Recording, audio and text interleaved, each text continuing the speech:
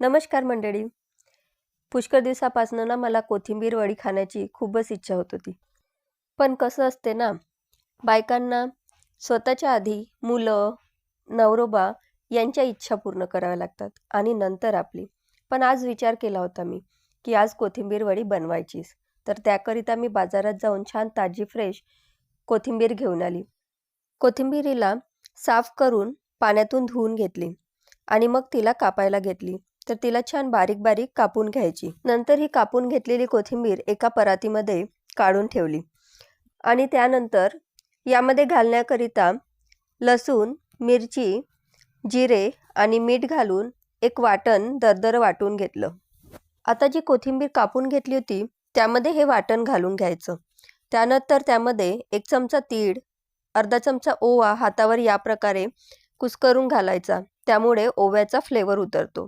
त्यानंतर 1 चमचा तिखट, पावभर हळद, पाव चमचा हळद आणि 1 कप बेसन आणि अर्धा कप तांदळाचं पीठ घातलं. तांदळाचं पीठ इथे आवर्जून घालायचं, त्यामुळे वडी अगदी कुरकुरीत होते.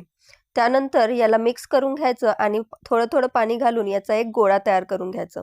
त्या गोळ्याचे 2 भाग करून या प्रकारे त्याचे गोळे तयार करून घ्यायचे आणि एका चाळणीला तेल लावून त्यावर हे गोळे ठेवून त्यांना वाफवून घ्यायचे.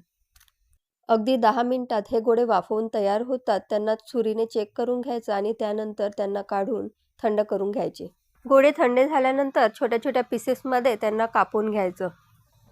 कापून झाल्यानंतर त्यांना मस्त गरम तेलामध्ये सोडून डीप फ्राय करून घ्यायचं आणि कुरकुरीत होईपर्यंत तळून घ्यायचे.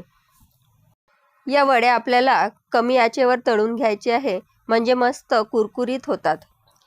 तर इथे छान लालसर होईपर्यंत या वड्या तळून घेतलेल्या आहे. आता यांना मी काढून घेणार आहे. तर आणि अशाच प्रकारे बाकी वड्यासुद्धा तळून घेणार आहे. तर इथे माझी कोथिंबीर वड्या अगदी तयार झालेल्या आहेत, मस्त कुरकुरीत झालेल्या आहेत. तर चला मग मी भेटते तुम्हाला नवीन रेसिपीसोबत. तुम्ही मात्र लाईक, शेअर आणि सबस्क्राईब करायला विसरू नका. धन्यवाद.